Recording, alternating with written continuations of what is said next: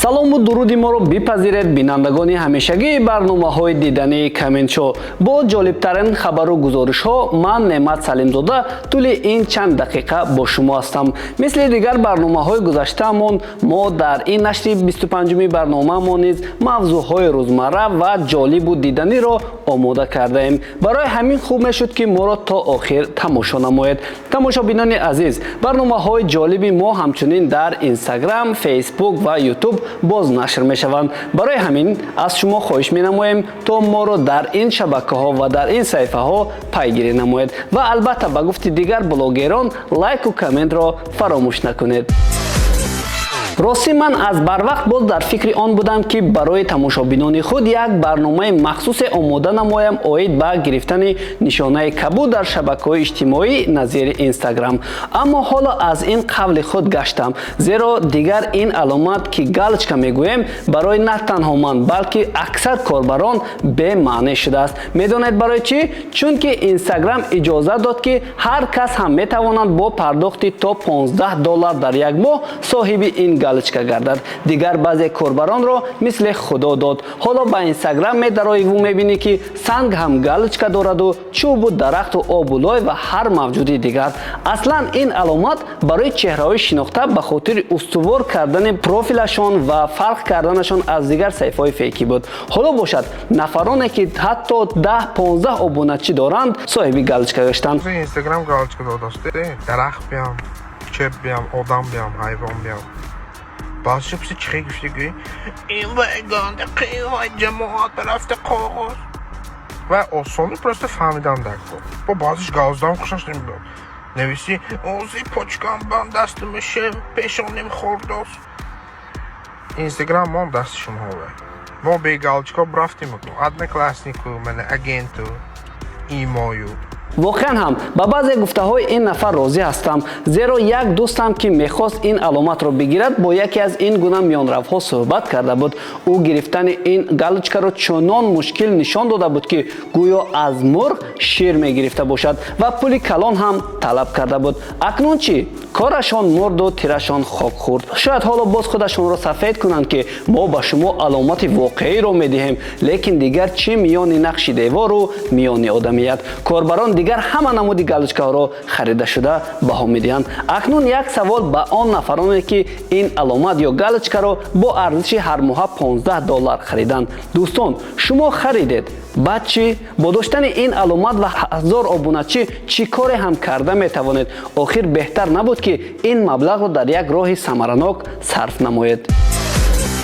дар Instagram навореро дидам ки як нафар аз корбарон пурсидааст ки оё гирифтани ин аломатро зарур медонанд ва мо дидем ки аллакай барои корбарон ин аломат чандон чизи диққатовар нест. барои ҳамин агар касе онро бо мақсади машҳур шудан мехарад, бояд бидонад ки корро шамшер мекунад, на ғилоф. дар ин бора низ шоир мегӯяд: девонаву дилбастаи иқболи худат бош, саргарми худат, ошиқи аҳволи худат бош, ҳаргиз махӯр ҳасрати онро ки надорӣ, шокир ба ҳамин чанд қалам моли худат бош. дар охир ба маълумоти афроде ки ин аломатро харидаанд мерасонем ки Instagram дар як рӯз 40 миллион аломати кабуд ё ана ҳамон галочкаро бо арзиши $15 мефурӯшад.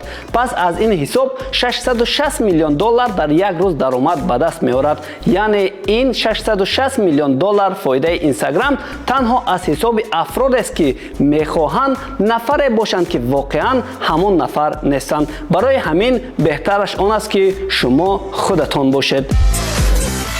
дӯстон, шурӯъ аз ҳафтаи гузашта дар сохтору мақомоти кишвар мавсими нишастҳои матбуотӣ оғоз шуд. дар нишасти матбуотии кумитаи телевизион ва радио пахш нашудани таронаҳои сарояндагони шинохта мисли Шабнами Сурайё ва Садриддини Наҷмиддинӣ ба ана ҳамин нафарон монанд ба баҳс кашида шуд. масъулони ин ниҳод гуфтанд ки сабаби аслии роҳ наёфтани ин гуна ҳунармандон ба телевизионҳои давлатӣ интихоби суруд, риоя нашудани меъёрҳои забон ва фарҳанги миллӣ мебошад. мебошад. Директори телевизиони давлатии мусиқавӣ гуфтааст ки Шабнаму Садриддин то ҳол боре ба телевизион барои пахши таронаҳояшон муроҷиат накарданд, яъне ҳамкориро бо мо намехоҳанд. бояд гуфт ки баҳси садо надодани баъзе аз сурудҳо ва мавҷуд будани рӯйхати сиёҳ дар телевизионҳои давлатӣ ҳамеша садо медиҳад. масъулини ин самт пайваста чунин рӯйхатро инкор мекунанд.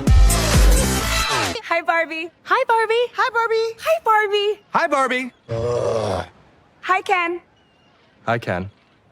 бале ин порча аз филми барби аст ки 21 июл рӯи экранҳо баромад ва ҳоло наворҳои он мисли вирус дар шабакаҳои иҷтимоӣ мегардад. худи филм бошад аллакай рекорди кассавии худро дар ҳамон рӯзи аввал гузоштааст. ҳоло иҷораи филм беш аз қариб $600 миллион ба даст овардааст ва ҳоло филм дар садри ҷадвали филмҳои сердаромади соли 2023 қарор дошта, танҳо дар британия қариб 40 миллион, дар бразилия 25 миллион, дар австралия 19 миллион ва дар Хитой 15 миллион даромад ба даст овардааст. қаҳрамонҳои асосии ин филм Марго Робби ва Райан Гослинг буда. сюжети филм бар он асос ёфтааст ки Барбиро дар Барбиленд рондаанд, зеро вай ба меъёрҳои зебоии ӯ мувофиқат намекунад. он гоҳ вай дар ҷаҳони воқеӣ ҳаёти навро оғоз мекунад. дар ҳамин росто навор чарх мезанад ки дар он мо мебинем ки дар Дубай дар баробари бурҷи Халифа шакли 3D Барби насб шудааст.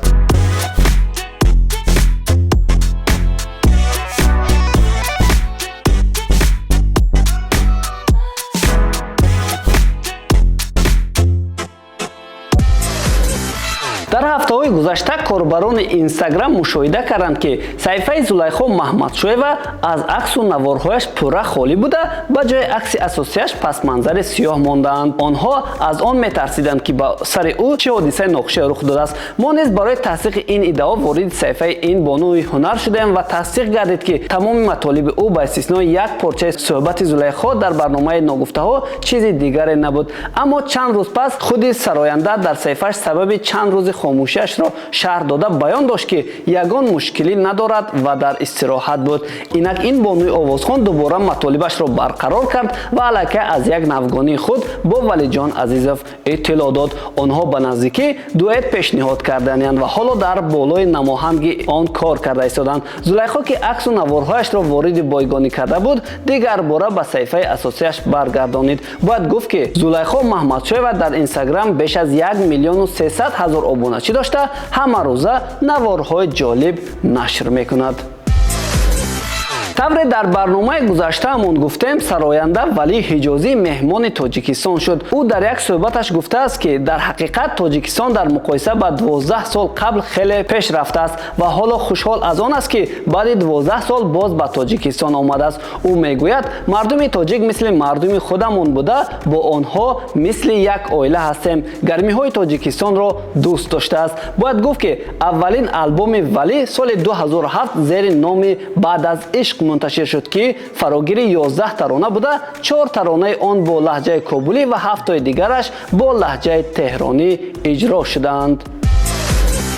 агар дида бошед, мо дар барномаи гузаштаамон оид ба зуҳури Threads ҳамчун ҳарфи Twitter гуфтем ва дар он ишора кардем ки дар 5 рӯз ин барномаро 100 миллион нафар истифода намуданд. лекин кор мисли ҳамон масъали давидани гӯсола то каҳдон шуд, чунки аз нисф зиёди корбарон ҳоло аз истифодаи ин барнома даст кашиданд. соҳиби Мета Марк Цукерберг навиштааст ки хуб буд агар онҳо ё лоақал нисфи онҳо дар барнома меистоданд. вале Марк дигар истифодабарандагонро умедвор кардааст ки барнома ҳоло дар вақти такмил додан аст ва беҳтар хоҳад шуд. дар ҳамин росто бояд гуфт ки Twitter ҳам дар худ ребрендинг гузаронид. ҳоло номи расмии он X буда, логотипи он ҳам ҳамин ҳарфи лотинӣ мебошад. ба ваъдаи Илон Маск ӯ ин шабакаро универсалӣ мекунад, зеро пеш аз харидорӣ намудани Twitter ӯ ният дошт ки барномаеро роҳандозӣ кунад ки дар он ҳама чиз имконпазир бошад.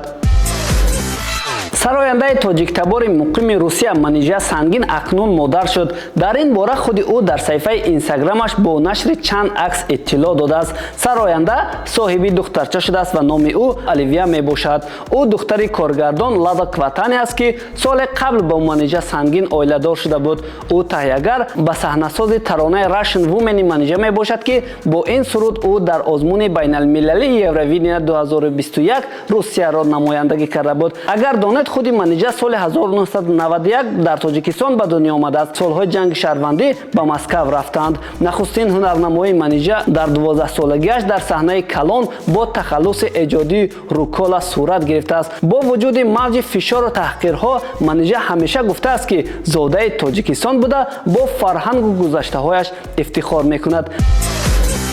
дӯстон, дар тӯю маъракаҳои мо як одат аст ки меҳмонон вақте камера ба наздашон меояд зуд аз хӯрдани чизе даст мекашанд ва худро чунон одами ботамкин нишон медиҳанд ки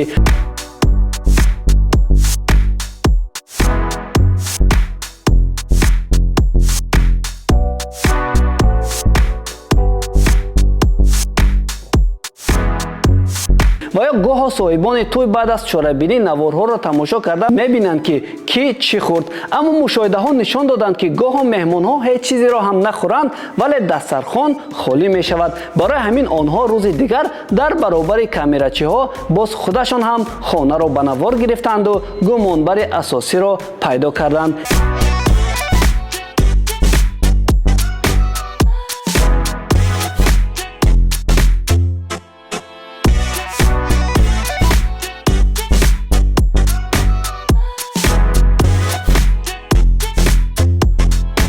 барои ба чунин ҳолат гирифтор нашудан мо ба шумо тавсия медиҳем ки барои сабти тӯю маъракаҳои худ бо сифати баланд ба гурӯҳи наворбардорони касбии мултимедия тиҷе дар тамос шавед.